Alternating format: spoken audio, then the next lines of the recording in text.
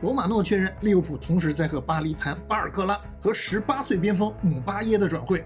谁是姆巴耶？是的，不是姆巴佩啊，是踢右边锋吗？才18岁，花5000万值不值？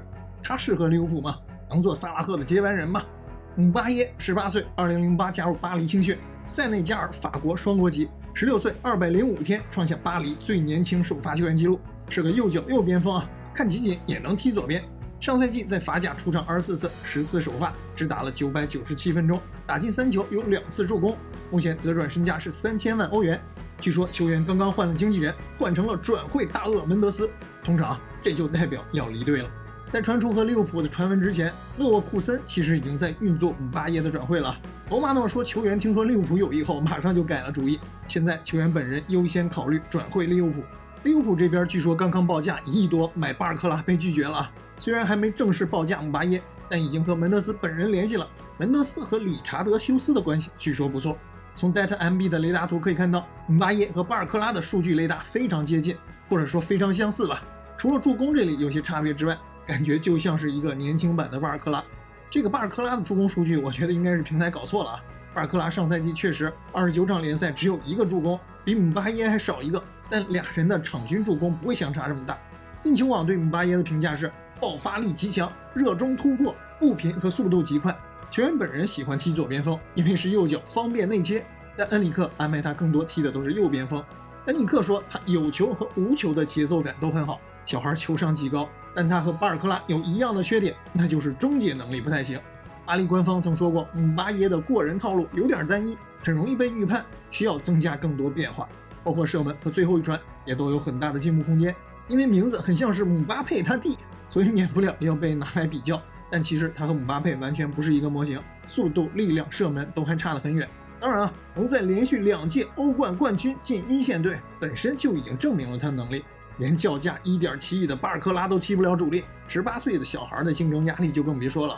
我觉得巴黎不会同时把俩人都放走的，毕竟姆巴耶和我们的恩古莫哈一样，代表了俱乐部的未来。但如果像罗马诺说的，球员本人执意要走的话，那巴黎可能就要狠狠宰一刀了。5000万我觉得肯定是偏高的，4000万、4500万就比较合理了，但超过5000万就属于被宰。据说不光是勒沃库森，之前多特也联系过他，还有版本说他原本是巴黎买迪奥曼德的天头，如果不是皇马搅局，没准已经去了RB莱比锡了。德甲这几个俱乐部都是出了名的擅长培养妖星，说明姆巴耶的前途还是不可限量的。但他的特点适合伊劳拉的战术要求吗？这是姆巴耶和拉扬的雷达对比图，可以看到姆巴耶在关键传球、助攻、向前推进、进球和助攻预期上都比拉扬更好，传中、盘带和进球都不如拉扬。但总体来看，在进攻属性上，两人的模板相差不是很多。如果说买拉扬要花1个亿的话，那5000万的姆巴耶还是可以赌一把的。不过拉扬身高1.86米，身材壮实很多，姆巴耶只有1.75米，他的小身板来英超扛得住吗？在这张俩人对抗抢断对比图上，姆巴耶的空中对抗明显不行，不过地面对抗场均成功能有4.4次，场均1.3次抢断也比拉扬更好，抢断导致的犯规次数也更多。我们知道伊劳拉对边锋的要求，首先要两边都能踢，其次要适应快速攻防转换节奏，但最重要的是伊劳拉的边锋要从前场就开始积极逼抢。虽然法甲的对抗强度比不上英超，但至少从数据上来看，姆巴耶是符合伊劳拉需求的。